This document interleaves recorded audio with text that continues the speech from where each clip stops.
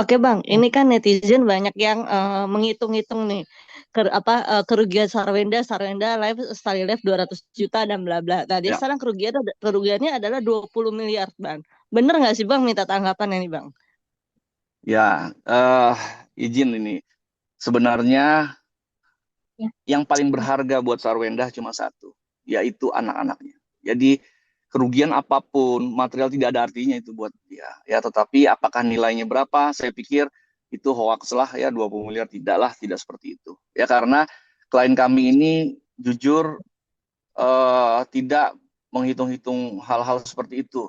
Yang penting satu yang dia paling sayang yaitu anak-anaknya. Ya, karena bayangin nih kawan-kawan, pada saat kita rapat penting aja, ya itu tidak bisa lagi dia tolak yang namanya anaknya nelfon. Pasti diangkat sepenting apapun. Jadi itulah harta yang paling berharga buat Sarwenda, ya kan bagaimana membuat anaknya tersenyum setiap hari, membahagiakan anaknya setiap hari. Jadi kalau dibilang ada informasi bahwa berapa ruginya kerugian terhadap ini, saya pikir nggak ada lah ya karena buat Sarwenda kerugian yang paling besar adalah itu. Tapi kalau harta itu bisa dicari lagi. Cuman kalau untuk kerugian besar, saya pikir tidak seperti yang disampaikan lah. Ya masih banyak juga kok yang bekerja sama dengan Sarwenda. Hanya yang sekarang terjadi mungkin semua ada beberapa yang menghold dulu supaya masalah ini beres. Jadi ada juga yang masih berjalan baik, nggak ada masalah. Sarwenda ini bukan, maaf ya, Sarwenda ini bukan pembunuh, bukan melakukan kejahatan teroris. Gitu. Jadi janganlah ya di framing-framing. Kami memang sedang pelajari. Ada pihak-pihak yang coba framing terus menerus tidak bisa melihat klien kami bahagia gitu. Tapi kami lagi pelajari. Kita tunggu saja nanti. Ya yang pasti klien kami tidak mau dipusingkan dengan soal-soal itu. Klien kami fokus untuk masalah terus membahagiakan anak, ya kan memberikan kasih sayang kepada anaknya dan juga mengkomunikasikan sekarang ini juga dengan bapaknya supaya komunikasi bisa lebih baik lagi ya dengan bapaknya anak-anak ya. Itu ya masalah nominal saya pikir saya bilang itu hoax lah kalau misalnya kerugian sampai 2 miliar nggak ada lah ya. Oke Bang, Oke Bang, Bang Kris, Gitu ya. kalau Oke. kalau ya oke Bang, oke Bang Bang. terkait Pak Simon Ruben kalau ini, memang ada yang mau disampaikan nggak apa ya nanti disampaikan. oke Bang, Ya, siap. eh, mungkin Ruben akan mengajukan gugatan hak anak ya Bang, gugat balik ya Bang. Nah, pertanyaan begini Bang, sekarang kan yang muncul ramai beredar itu adalah ketika anak-anak itu ada di dalam live bersama ya yang di jam-jam yang memang bukan jamnya anak-anak ya Bang, kadang live itu sampai malam kan. Belum lagi yang beredar adalah di bagaimana hadirnya Ya, sosok pria di samping ya, Sarwenda ini Bang. Nah, ini kan yang menjadi polemik juga Bang pastinya. ya, ya. Oke, baik. Maaf tadi saya ada yang mau saya sampaikan sedikit ya. Nah, dengan kliennya Bang Minola juga ini terkait Gonogini. Ya, mungkin saya harus luruskan juga. Sebenarnya terkait, jadi harus kita pahami bersama dulu ya. Permasalahan Gonogini menjadi sebuah permasalahan apabila ya sebenarnya belum ada kesepakatan. Sebenarnya permasalahan Gonogini sudah sepakat, sudah ada pembagian harta A untuk Sarwenda, harta B untuk Ruben. Sebenarnya sudah clear. Termasuk rumah yang ditempati yang masih dalam ternyata masih dalam cicilan itu juga sebenarnya sudah menjadi hak Sarwenda. Jadi banyak lagi yang dipelintir bahwa orang datang sana itu rumah Ruben segala macam. Loh ini sudah sepakat. Ya, mereka sudah sepakat bahwa itu adalah sudah dibagi yang mana punya Ruben, yang mana punya Sarwenda. Itu sudah sepakat. Jangan lagi digoreng kasihan ya. Dan sekali lagi saya ingatkan, Sarwenda berkali-kali bahwa semua aset yang dia dapat hanya untuk anak. Dan dia pastikan kepada saya, semuanya untuk anak. Yang paling utama adalah rumah. Ya, karena rumah benda tidak bergerak itu adalah untuk anak-anaknya nanti. Ya, jadi saya tepis semuanya kan. Bagaimana soal pekerjaan yang dilakukan di rumah itu. Pertama, rumah itu sudah sepakat bahwa rumah itu diberikan untuk Sarwenda harta Gonogini. Ada untuk Sarwenda, ada juga untuk Ruben, yang mana itu sudah terbagi. Gitu, ya. Masa kita sudah diberikan terus kita masih dipelintir lagi nih punya orang gitu kan nggak pas. Lalu apa yang dilakukan terhadap rumah yang ditempati kan sebenarnya kewenangannya klien kami.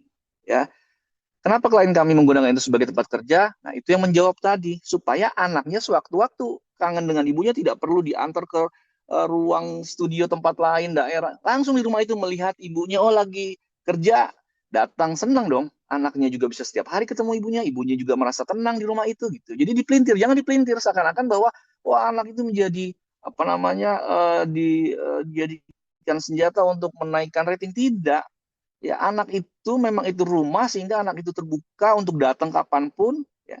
Jadi eksploitasi anak itu bukan seperti itu.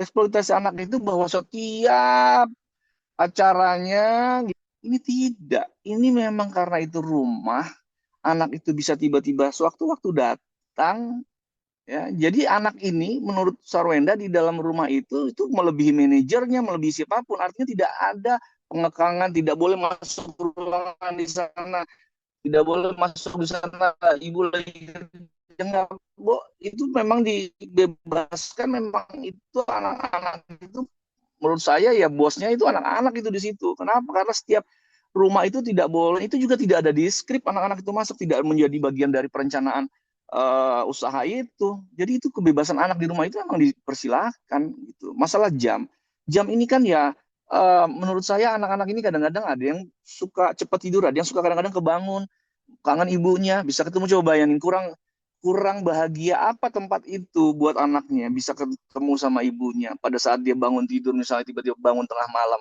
ya untuk ketemu ibunya, tinggal naik melihat ibunya sedang mencari uang buat anak-anaknya. Jadi perhatian terhadap anaknya, terhadap ibu terhadap anaknya itu sama sekali diberikan 24 jam sama klien kami.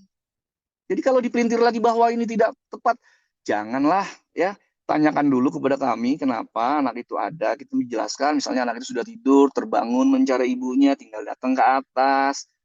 Jadi inilah yang kadang-kadang kami merasa bahwa akhirnya ruang tertutup ke depan akan kami utamakan. Kami tidak akan lagi memberikan klarifikasi.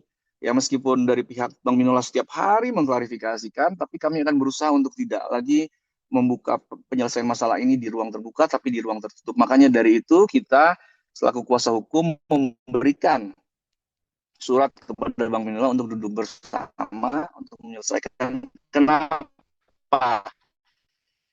Karena demi kepentingan anak-anak kami lakukan itu. Gitu ya. Bang, Halo. di sini. Bang, Bang Sulit izin tinggal agak. Bang, Ya, terkait pertemuan nanti tanggal 11 Juli itu kira-kira apa yang mau dibahas ya Bang? Sama kenapa waktu cuma 2 jam?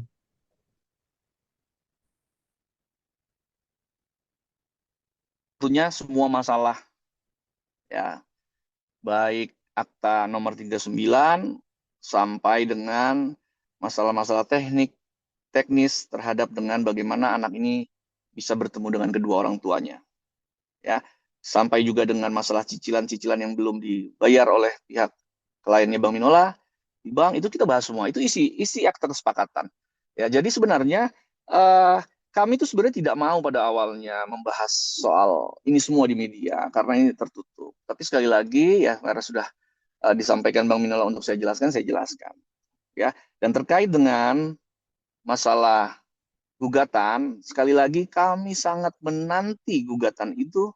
Bukan kami menantang, karena itu adalah ruang tertutup yang sangat adil, yang sangat fair untuk kita masing-masing menyampaikan semua bukti-bukti.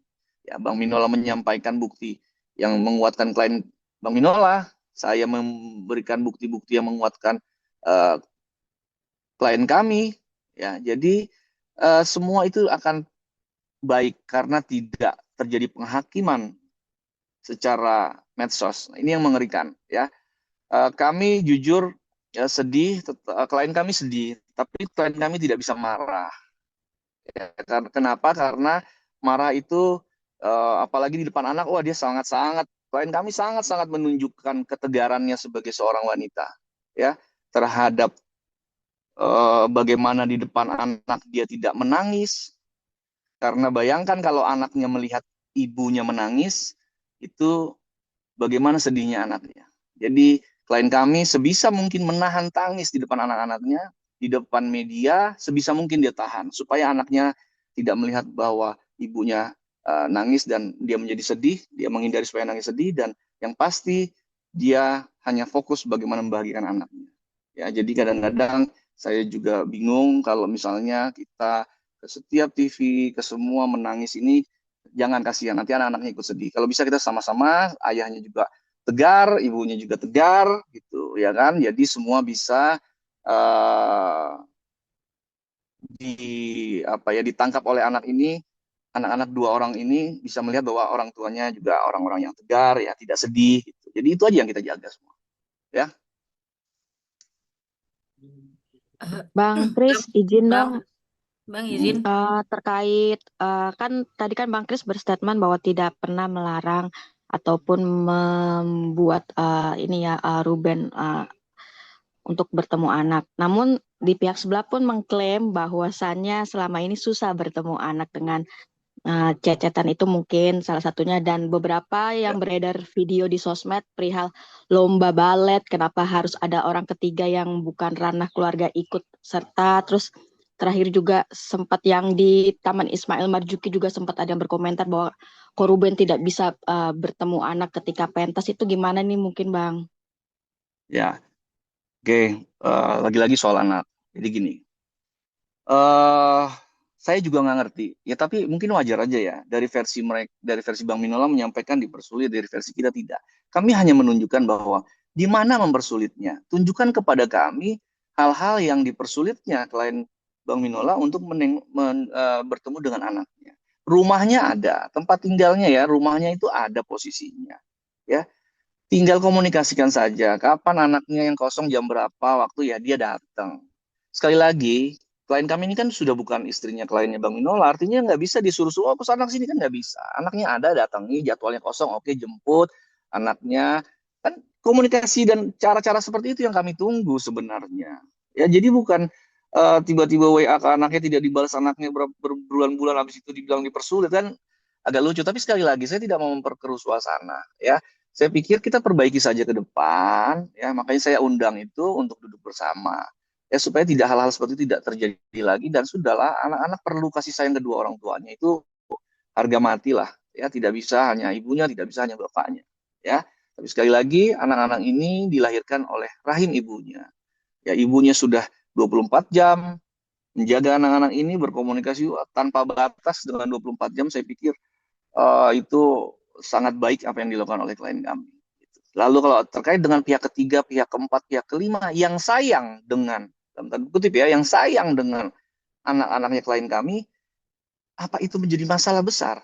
Yang menjadi masalah besar adalah anak-anak klien kami dikelilingi oleh orang-orang yang tidak sayang, orang-orang yang mau mencelakai, orang-orang yang tidak baik. Itu yang sebenarnya menjadi masalah besar. Kenapa ada seorang anak yang dikelilingi orang-orang yang sayang dengan anak itu kok menjadi masalah besar? Ini kan menjadi logika yang tidak pas menurut saya. Ya kan, kalau hanya masalahnya tidak ketemu pada saat acara, kan komunikasi antara ibu dengan bapaknya saja diperbaiki. Jadi kenapa harus langsung di framing seakan-akan itu mempersulit? Kan lucu. Ya kan, saya jujur ya, saya sangat-sangat menjaga, makanya saya diam selama 2 minggu ini karena tidak mau membuat ini semakin besar dan anaknya semakin paham di lingkungan sekolahnya. Dan apalagi, maaf nih, buzzer masalahnya apa, nggak ngerti dengan klien kami, tapi diserangnya tuh aneh-aneh. Tapi ya sudahlah, ya itu memang dunia cyber kita seperti itu sekarang. Tapi kita lagi pelajari juga apakah ada yang menggunakan buzzer ini, ya kami lihat dulu, ya. Tapi klien kami sama sekali tidak mau mempermasalahkan soal itu, ya. Tapi kami sebagai lawyer hanya menganalisis kok ini ada apa ya, gitu, ya. Jadi sekali lagi itu masalah pihak ketiga. Kenapa orang-orang pihak ketiga, pihak keempat, pihak kelima yang sayang dengan anak-anak klien kami, kenapa dipermasalahkan? Ya kan, kalau jahat, ayo kita sama-sama permasalahkan. Tapi kalau misalnya sayang, mesti tidak boleh bahwa anak ini mendapat kasih sayang dari orang lain. Apakah kasih sayang orang lain ini bisa menggantikan kasih sayang bapak atau ibu? Tidak mungkin lah. Ya, tetap status itu kan nggak mungkin. Orang lain menjadi statusnya jadi karena sayang terus jadi ayah kandung, kan tidak. Ya, ya kalau masalah hal-hal itu lalu dipersepsikan bahwa anak ini menjadi lebih sayang sama orang lain, ya nggak gitu kan, keliru logikanya. Ya dan sekarang perbaiki saja hubungan bapak dengan ibunya, komunikasi, ketemu anak, jadwal anak kosong, temu, seperti itu aja. Ya jadi kita tunggulah nanti hasil pertemuannya juga. Ya, Oke, Bang Kris. Bang, ya. tadi Abang sempat bilang, ya masa ada orang lain mau kasih sayang, mau beri kasih sayang ke anak pasangannya dipermasalahkan. Tapi kan menurut dari Minola dikatakan kalau ini sudah melewati batas, Bang. Apalagi ditambah Gio dan Sarawenda ini belum ada ikatan resmi antara suami istri atau apapun atau pacaran pun kita nggak tahu. Itu Abang menanggapinya bagaimana, Bang? Dengan adanya Nah pernyataan seperti itu.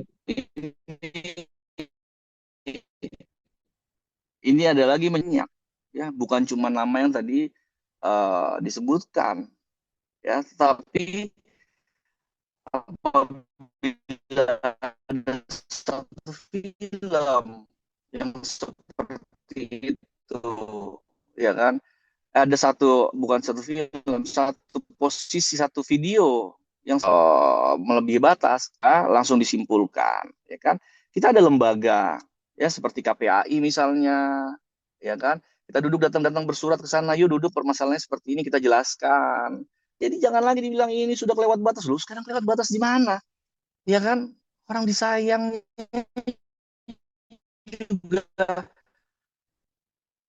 Seperti apa sih videonya, ya kan, yang mengerikan malah ada AI yang bermunculan. Nah, itu yang kita hindari. Makanya saya akan memilih sebagai penyelesaian tertutup terhadap masalah ini. Ya, oke ya. Ini sekian, apa ada lagi yang lain? Satu lagi terakhir ya. Bang, izin Bang mau nanya Bang. Pak. Eh, Bang, kan masalah ini juga melebar nih Bang sampai anak angkat Ruben dan Sarwenda ini Onyo sampai speak up gitu Bang bahwa diduga ada hasutan dari orang-orang di sekitar Sarwenda ke anak-anaknya supaya mungkin eh, terkesan kayak menjauhi ayahnya gitu Bang. Itu dari Sarwenda sendiri mungkin ada tanggapan nggak sih Bang soal adanya hasutan-hasutan yang diduga dari orang-orang di sekitar anak-anak gitu Bang? Kalian Bang yang diduga ditampar itu Bang oleh Waduh, ini ngeri lagi, keluarganya ntar saya salah Sarwenda ngomong Bang. lagi nih. Jadi gini, kalau Onyo itu kan sebenarnya kan gimana pun kan pada saat itu kan diangkat anak lah ya, sebagai anak dia mungkin sedikit banyak tahu, tapi tidak sepenuhnya tahu lah ya. Jadi informasi yang didapat dia diputus. Saya tidak mau terlalu mengomentari terlalu jauh ya. Saya juga belum terlalu menonton juga melihat apa sih yang disampaikan Onyo, tapi prinsipnya bahwa Onyo itu ada di rumah itu tidak mendapatkan informasi yang utuh lah ya. Jadi dia menyimpulkan hal-hal yang menurut saya tidak pas ya, tidak sesuai, tidak utuh lah apa yang disampaikan sekarang di media. Tetapi saya hormati aja ya, namanya orang bisa berpendapat, ya silakan silakan aja. Lalu soal masalah apa tampar menampar itu, saya pikir jangan juga di generalisasi bahwa benar-benar dilakukan penamparan. Mungkin kita lihat apakah situasinya seperti apa, videonya seperti apa. Jadi kalau kita menganalisis itu langsung benar ditampar kan, waduh ngeri juga gitu, ya kan? Itu kan masalah nantinya. Jadi buat saya kita udahlah cooling down lah, ya nggak usah lagi melebar-lebar. Saya hanya pengen permasalahan klien kami selesai dengan baik. Ya kalau bisa kami himbau juga, sudahlah buat teman-teman RO dan teman-temannya Sarwenda, apalagi temannya RO yang juga teman Sarwenda, ditanyakan sajalah ke Sarwendanya ini sebenarnya situasi seperti apa, tidak usah berstatement terlalu berlebihan. Saya juga jaga juga kepada teman-teman Sarwenda tidak usah memperburuk lagi situasi, karena gimana pun Sarwenda ini seorang ibu, seorang perempuan yang mana sebenarnya secara kodratnya ada lebih lemah dari laki-laki ya. Jadi seberapa kuat dia menjalani ini ya kita doakan saja. Kami pun sebagai lawyer support full kepada klien kami, ya kan. Jadi bayangkan kita baliklah seorang perempuan menghadapi ini semua, siapa yang kuat kalau tidak dalam dukungan dari teman-temannya juga, dan teman-temannya RO atau teman-temannya Sarwenda yang bisa mendinginkan, bantulah di belakang untuk mendinginkan. Karena buat saya, buat kami tim lawyer, anak-anak ini kepentingan yang utama, dan mereka berdua juga kan dari awal selalu saya bilang bahwa RO orang baik, Sarwenda orang baik. Jadi jangan lagi kita rusak dengan AI dengan hoax-hoax yang menurut saya tidak bertanggung jawab ya. Jadi kita jagalah ya, mereka bisa menyelesaikan masalah ini dengan baik. Itu aja ya. Oke. Ya, tambahan sedikit Mas lagi Simon, untuk ya. mengulang lagi yang tadi saya sampaikan, bahwa kesempatan kali ini kami mau menghimbau kepada semua pihak, seluruh pihak. Berarti dalam arti mungkin pendukungnya klien kami, pendukungnya RO, begitu ya, untuk sama-sama menjaga ruang digital yang kondusif, ya. Jadi supaya apa? Supaya anak-anak ini tidak berdampak ke psikis mereka, kehidupan sosial mereka. Jadi para pendukung sama-sama menahan diri, kita sudahi ini semua di ruang publik, lalu kita berangkat ke ruang yang tertutup, mencapai suatu kesepakatan yang bijaksana dan kekeluargaan. Itu yang diharapkan oleh klien kami demi kepentingan anak-anak, ya. Itu aja tambahannya. Oke, itu ya rekan-rekan media. Terima kasih banyak. Mohon maaf sekali lagi kami baru bisa menanggapi semuanya 2 minggu ini. Semoga Zoom ini bisa memberikan jawaban yang mungkin tidak memuaskan semua pihak, tapi ini sikap kami.